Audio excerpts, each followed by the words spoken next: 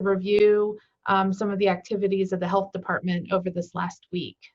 The health department is reporting 674 cases of COVID-19 as of yesterday evening, May 26th. And of these, 452 are fully recovered and 172 are active. Over the last week, the department reported an average of 5 cases a day, which is a slight increase from last week, and the number of active cases has remained steady. These are all great signs. The department is also encouraged that it has now been 4 weeks since Texas started reopening, and we have not seen a jump locally. The department continues to be cautiously optimistic, but we will continue to monitor and we will continue to be staffed 7 days a week. We all must continue our efforts to stay the course. This really is a community effort. We need to limit gatherings, be smart when we're out and about, continue to practice social distancing, and wear a face covering. Remember, wearing a face covering is done to protect others in case you are carrying the virus without symptoms. This week, the health department is also focused on assisting our long-term care facilities to complete the governor's mandate to test all nursing home residents and employees for COVID-19. We are doing this with the help of trained staff from Lubbock Fire and Rescue, and we have completed testing in 4 facilities. That concludes my update for today, and I hope everyone has a great rest of the week. I want to introduce Dr. Douglas Kleber, who serves as the Health Authority for Lubbock County, and he will provide a medical update. Thank you, Catherine. Dr. Kleber is a pediatrician, and there's something I think we need to talk about with masks. This is my visual I want you to think of today. We have all been out in the community. We've all seen people getting around, and we're all keenly aware of social distancing. But what is very discouraging to me here lately is the lack of masks that is consistent. And as a pediatrician, I think we have a wonderful opportunity to do something for our kids now, particularly in the summer while off, as we anticipate how we go forward in the fall. Okay. I believe that mask is no different than me teaching kids how to wear a helmet. I never get on a bicycle without a helmet. Why? Because I know it's safe. I'm taking care of myself. When we put on masks, we're not taking care of ourselves. We're taking care of our kids. We're taking care of our grandparents. We're doing those things that those people need to do for us. So when I put on a mask, I'm doing it not for myself, but I'm doing it for the others around me. When it comes to kids, the issue comes up, and this has been recommended by the American Academy of Pediatrics, the Center for Disease Control, that any child that is over 2 years of age should be considered a good candidate for masks, because ultimately we're trying to get them in healthy habits. I know I started wearing masks real early on because it made me not want to touch my eyes, rub my face, those kind of things. It's made me much more conscious of that. And that's the first thing we need to think about these masks, is that we're trying to make them safe. When it comes to kids, a couple things that I recommend people that they get kids in a habit to is that, once again, that if we think we have a mask, we need to walk around the house with a mask. We need to show them it is safe to be in a mask and to get around. And I encourage people, sit in front of a mirror, put your mask up on in front of a mirror and talk to yourself. Show them that you can talk through it and that it's okay. Because if kids see you talking through it and see it in the mirror, they know it's not, should help to diminish the threatening influence of that. I encourage people to get their favorite child's toy. That the situation in my case, my invisible penguin here, is to go ahead and make a little cloth mask on that. Include that into their toy box. Help them see that a mask is one of those things that can be a fun accessory. And by teaching it on their favorite toy, that's a very good thing to do. I'm a firm believer that any day with the masks that we get, whether they're the cloth, whether they're the paper ones, that you can make them fun, that you can take a marker and you can bedazzle these masks. That can be their fun item to do with that, making it a fun event for us up with that. I believe that by leading by example, the best thing that we all do anymore is we all have social media, that you can actually take pictures of other kids wearing their mask and show them on a YouTube, kids interacting with masks and things like that, so that they can see that that's the acceptable norm. I do believe as adolescents, obviously they're very conscious about appearance and things like that. But if we know that this is the normal for them, that's something that we can buy into and make it better for us. Draw a picture. You have little kids, they love to be drawn. Draw a picture of a camel or a cow and put a mask on them and show them that that's what it is. And once again, practicing is at home, because I believe, just like on my bicycle helmet, the situation, we lead by example. And the best thing we can do is show them that we are responsible adults, and that by wearing the mask, we're making other people safe. Not ourselves, we're making other people safe. So I really encourage people to go back to that and make that a habit. So my take-home lessons is, kids need masks just like adults. And if people are getting called out because they're wearing a mask, then the people that's calling them out is the one that's doing it wrong. So making good habits is what I want you to all think about this week. Mask, by the way, there are wonderful sites to make masks, from handkerchiefs with rubber bands, from sewed-on ones. I guarantee you, if you go to your church, there's somebody at your church that would love to give you a mask that they've made.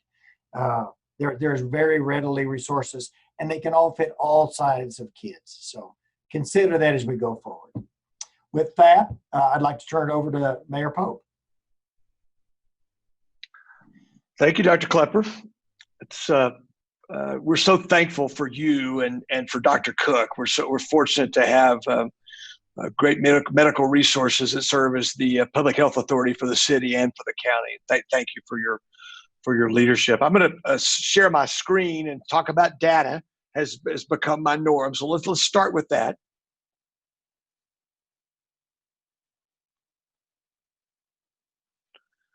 Okay, so active cases per day. The trend continues to be a positive here. That is, we have many fewer active cases than total cases. In fact, less than half as many active cases as total. A third now, I guess. Continues to trend, goes the right way. An active case, once again, is that's total cases, less recovered, and less deceased. And so a great trend line there. New cases by day. So we've only had one occurrence since in this month where we've had more than 10 new cases. That was last week where we had one day of 11. But remember that, as I'll talk in a minute, we're testing more. So this is a very good trend. Hospital capacity remains very strong. And finally, and this is the slide I alluded to a moment ago, but remember the blue lines are our testing. The trend is very positive. You still are about twice as likely in Lubbock County to have been tested as if statewide. But even as we test more, the red line on the bottom is our percentage of positive tests. That remains very, very low. And that's what we're looking at locally. Statewide, that's what the governor's looking at. And that's a national number that's being followed very closely also.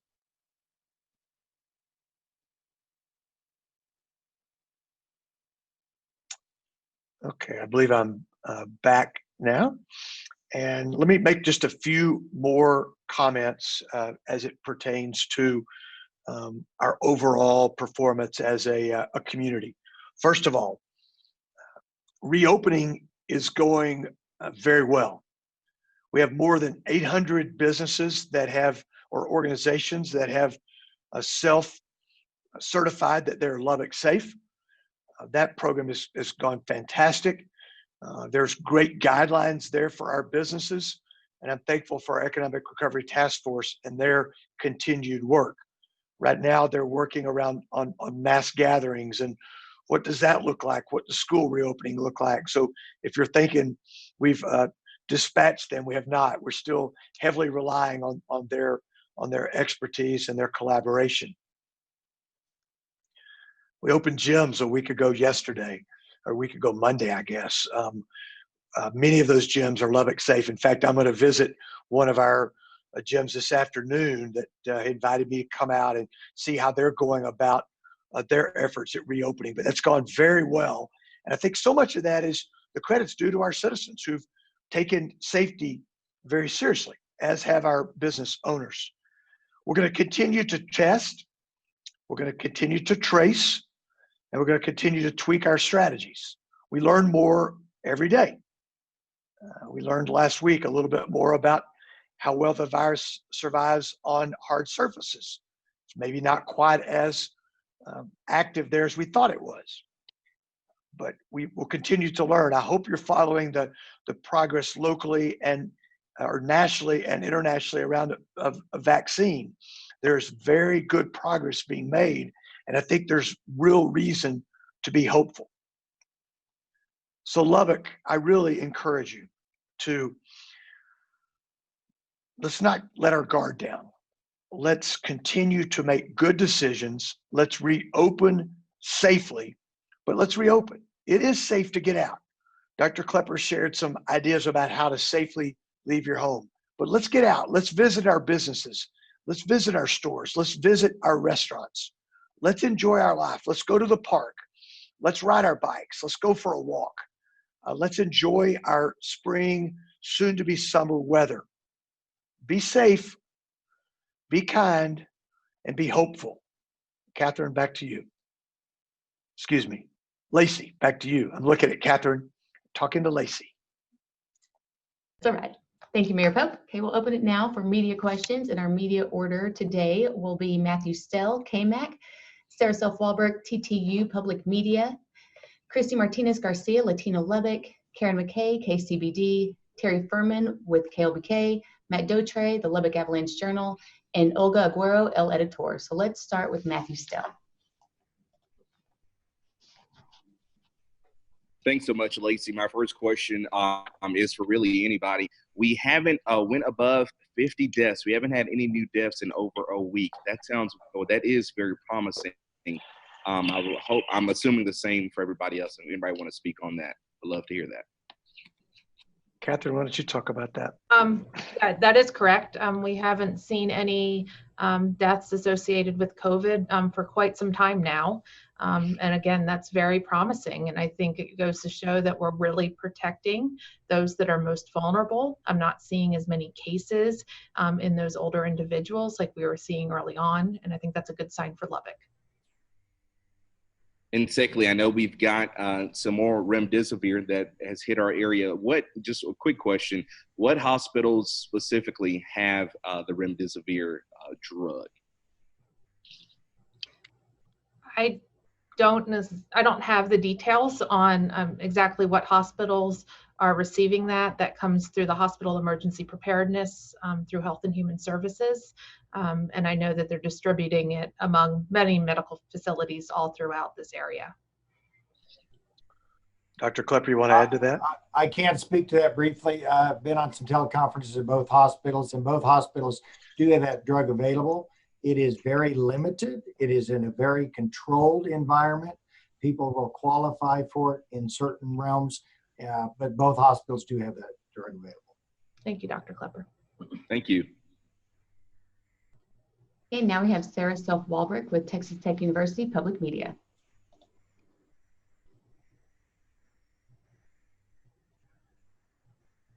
Hi, everyone. Mayor, you kind of touched on this, but after the long weekend and as we are a few days into the second phase of reopening, have you gotten much feedback on how that's gone from citizens so far? Hey, I have. Thanks for asking that question, Sarah. I probably should have elaborated on it, both from citizens and from business owners. I think our restaurant owners had a pretty good weekend. I think particularly the outside dining has become very, very popular. We've had good weather and save a few thunderstorms, which we're very thankful for. I think our residents are going out to eat. I talked to someone this morning who spoke of going to a restaurant on either Sunday night or Monday night and having to wait in the car. They had a party of 7. They were going to split up into 2 tables. They had to wait in the car while a table opened up for them. But I think we get better and better every day. I think from a standpoint of people feeling safe about getting out, we still get lots of citizens calling us and asking us questions or making suggestions, and we continue to work real closely with our businesses. So, it's hard for me to judge any more than that. We'll see some sales tax data in a couple weeks, but that'll be April data. That lags about 6 weeks. So. But I think anecdotally, I think things are positive, Sarah. Wonderful. And then kind of going off of that, kids are out for school officially. Weather's been nice. We're going to see a few changes with summer activities kind of coming back. Any general advice for, being outside or, going to a barbecue, things like that? What are some good common guidelines people should be following? I'm going to start and then let Dr. Kleber finish. The CDC's done a nice job in putting guidance out along youth sports, restaurants, and there's great guidance. So some of it's from the CDC, some from industry. I would say first and foremost common sense. I mean, let's clean what we're using. Let's keep our distance. Let's wear face coverings as possible. But let's enjoy the sunshine. Dr. Kleber, what do you want to add to that? You're right, Mayor. The situation, CDC's got some great guidelines. It even talks about summer camps and what's a reasonable thing for summer camps, for organized sports like baseball, soccer. It really comes down to some of these sports we can work around. And I encourage people to get out and do that. If I was playing badminton, an old person like me, badminton, we could do great social distance with that. But if I'm going to be a basketball player and I'm going to be the next Moretti, I'm not going to be such a good social distancer. So I'd have to adapt my basketball game. I have kids coming in here all the time and they're working on skills. They're going to get ready when they can group together. But then when you get that group together, you're going to want to control the sizes. You're going to want to have 8 to 10 people with a little distancing on those kind of things. And those are things that we're continuing to evolve. I'm very happy that the state, in particular our city, is following those guidelines, because those national guidelines are from areas that are much more severely affected than us. And they've learned from that experience, you can do some of these with some local common and understanding. So yes, I encourage you, get out. We get a group of widow ladies in our back porch every Thursday night because we all sit 6 feet apart from everybody. They come in through the back gate and we feel safe about that because we're using what Dr. Mayor says, common sense. Just a little common sense will go so far on this. One thing I did think about early on with me talking about masks, and I'll just add this, Mayor, I'm old enough that I remember when we first got seat belts in our car. And I remember everybody didn't think that was a very good idea and that nobody'd ever do that. Well, guess what? I can't imagine our kids ever growing up not wearing a seatbelt. Just like I think our kids need to learn at this point in age, we need to learn what masks, we need to learn no social distancing. Thank you, Sarah. Now we have Christy Martinez Garcia with Latino Lubbock. Good afternoon, everybody. My first question is, what's the process on how you're going to manage those who will be visiting the Montelongo and May Simmons pool? Aren't these pools in under-tested neighborhoods with vulnerable populations? I mean, are their temperatures going to be taken? How are you going to social distance them? And I'm pretty sure you can't wear a mask in the pool. Yeah, so we will develop there are some guidelines. Actually, Dr.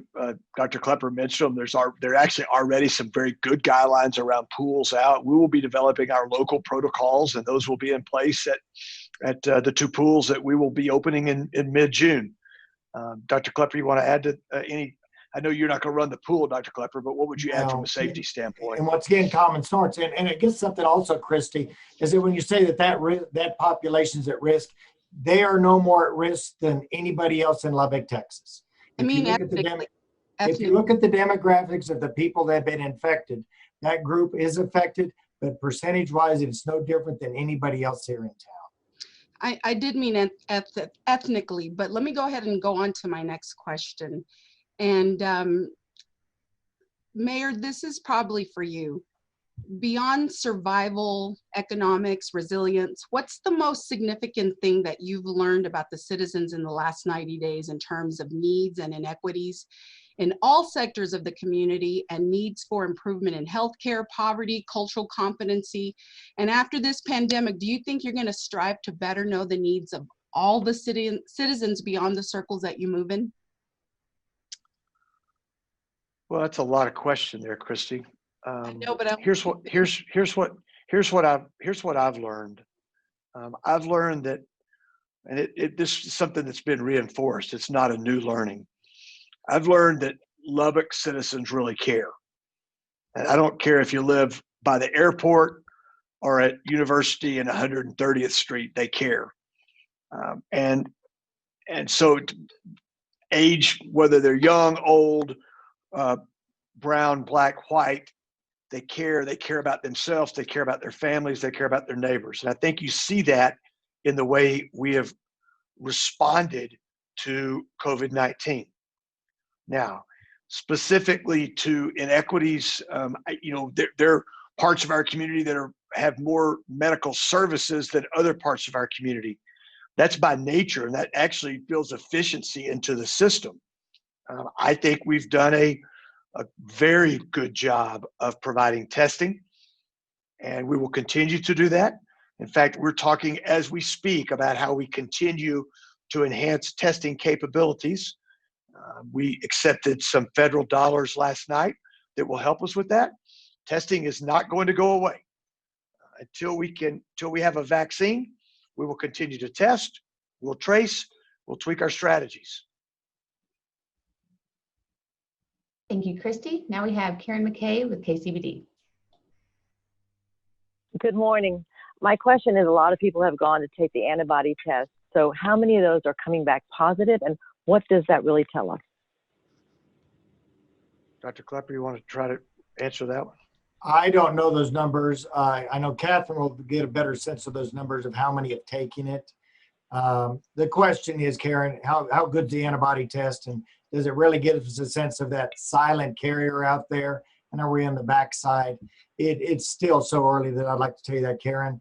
I mean, there's literature that says the antibody test, some of us will never show positive. I mean, we see that already in healthcare workers who get the vaccine for chickenpox. We've been using the chickenpox for years. You can still take antibody tests. And so, gosh, I know I got the 3 shots. My antibody's still negative. What do I do? Well, they have some sort of immunity, but that antibody test is not going to be positive. The same thing is true of the COVID test. And this test is so new that we can't look you in the eye and tell you the validity of that test being if it's negative, is it truly negative? So it'd be nice to know if we saw a big number out there of people of silent carriers, but at this point, it's still too early for it to tell you that's a reliable indicator of illness. And Dr. Kleber, as long as I've got you, I have one more question for you. The president has been criticized for taking hydroxychloroquine as a preventive measure, and some viewers have complained to us saying the media has not been fair about this, that they're saying it is safe and even used in pediatrics at times. So that's why I want to ask you, can you explain, is this used for frontline workers, and do you think this is a safe drug? What do you think about this drug that the president says he has been taking? It's definitely for COVID-19. Yeah, it's definitely used. There's no question that people got their prescriptions early on when they heard that might be the saving grace, that we should all be out on with that. I do not take it. I take it simply because I'm a gray-haired old doctor who has seen that we have done things from an emotional point. And I've seen in the past where we've given drugs that have been much more studied for many, many illnesses, that we took off within 6 months or a year later because the side effects far outdistance any benefit for us with that. That's my word here, Karen, is that be cautious. I know there are healthcare workers out there, people I know that started their own prescriptions, and we do use it in kids. It's very much needed in kids for certain autoimmune diseases, but we still don't have enough evidence to say this is what's going to keep people less ill from COVID. That's not out there. If you just look at what the World Health Organization came out with last week, very cautious about using it and say those side effects are worse than the benefits. It's going to be one of those things we'll have to find down the road. I don't encourage any of my parents, any of my patients whatsoever to get on that, even if they have exposure. But that's my population. I think we need more scientific evidence. I am taught, do no harm. Giving that has the potential of doing more harm than I can see benefits right now here. Thank you, Karen. Now we have Terry Furman with KOBK. Good morning, everyone. My question is this, and this may be more geared towards Catherine. We are seeing more cases, I guess, in women than we are men. Is there any sort of underlying reason for that, or do we understand why that is? I don't have a great answer for that. It's something that we really need to study. I think part of it is some of the workforce where we're seeing COVID cases, especially when we're looking at nurses' aides and some of the individuals in the nursing homes or the workers in the nursing homes, that tends to be more women. And I think that might have skewed our numbers early on. Okay, very good. My other question is this, and probably back to you, Catherine. We are looking at, more community spread in the last few weeks, even with the small numbers that we're seeing. Is there anything that those community spread cases have in common as far as where they were caught? No, community spread really shows when we complete the investigation and there is no known contact with another COVID case. That's when we categorize them as community spread. There's not an individual place or somewhere that they're all going to. And if we were to see that, then we would announce that as one of our locations where we've seen cases. All right, very good. Thank you. Thank you, Terry. Now we go to the Lubbock Avalanche Journal with Matt Dotre. Thanks, Lacey. Hey, everyone. Dr. Kleber, kind of want to put you on the spot about masks. So you kind of compared it to seatbelts. Do you think masks should be mandatory, just like seatbelts? If I'm out in the public, absolutely. I think it definitely is mandatory. That's definitely guidelines, and it's a habit. Once again, I'm not doing it for me, Matt. I'm doing it for you. I'm saying if I have a silent carrier, I have some disease, I don't want to be the responsible one for you. So yes, I do, sir.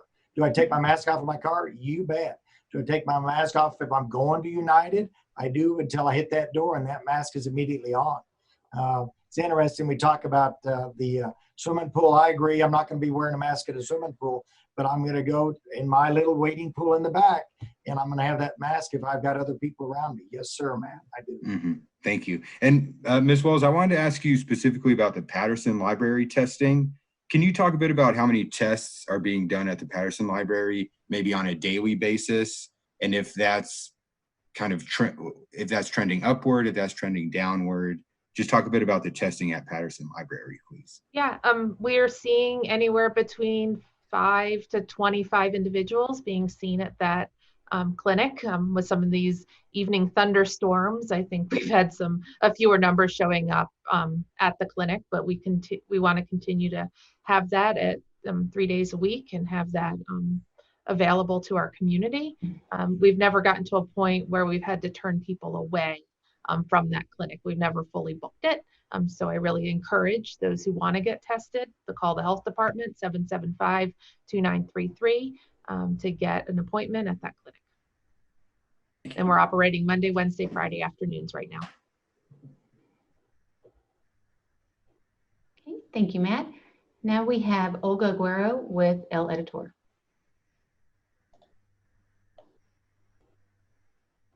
Good afternoon, everybody. It's good to Hey, see Olga. everyone, and it's good to see Dr. Kleber. How you doing? I'm well, thank you. Good.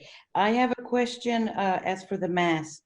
I know this past weekend we even had relatives that went out of town and came back, and they wanted to get together. So your suggestion is, even if you do not live in the same household, but you're still relatives and you get together in a small group, you should, and it's wise to wear your mask. Am I correct, Dr. Kleber? You are. Let me use an example. So my parents live up in Kansas, and they get a lot of their medical care at a wonderful Lubbock community health care, because I can fix them up with good providers. They came down here 2 weeks ago so they get some medical care. When they came to my house, they immediately had their mask. And the only time they took their mask off of that at my house in Lubbock, Texas, coming from Kansas, was when we were in the back porch, or we were sitting in different rooms in my house. So I believe that you cannot ever overdo that. And I did that for their benefit, not mine. I didn't want them to be responsible for something I could expose. And in Kansas, they have an outbreak where they've at. I didn't want them to be responsible for giving it to our community also. So yes, and your family will love you. I guarantee you. You can have all kinds of colorful things, you know, to do that. They'll love you more because they know you're being responsible for them. Yes, sir. Thank you. The second question, I guess it goes to the mayor. You know, we say we're all together in this. So that means we're all looking out for each other. Would you advise people in general or the citizens of Lubbock that do we report, or where do we call, or what do people do when they see a large group of people in maybe like in a business, or they question it, or at a tattoo place and they just see all these cars around that building? What do you advise the citizens to do, Mayor? Well, if they just see a number of cars, I don't think they need to pick up the phone and call. If they observe something that they feel like is not right, the first thing I would do as a citizen would be to ask the business owner if they've got their safety precautions in place, their protocols in place, and if they're following them. If they don't feel comfortable doing that, they can call the non-emergency line at LPD, and we'll send someone out to check on things. We want people to feel safe, and if someone feels that they're unsafe, then let us know. What we don't want to have is the people that call us just to tell us that people aren't wearing face coverings. I mean, Dr. Kleber's made a compelling case today for that, but that's not mandated. And regardless of your personal opinion, if a caller, sees people not wearing masks and they want to call us, that we can't tell someone they have to wear a mask. We're encouraging that. So we want communication where people don't feel safe, where they don't feel like something's being done right. Let us know. We'll see if we can't work with the business. Okay, and that's all of our media questions. And this concludes our news conference. Thank you all for joining us, and thank you to our interpreters and our panelists, and thank you, Dr. Kleber, for joining us today. We'll see y'all next week.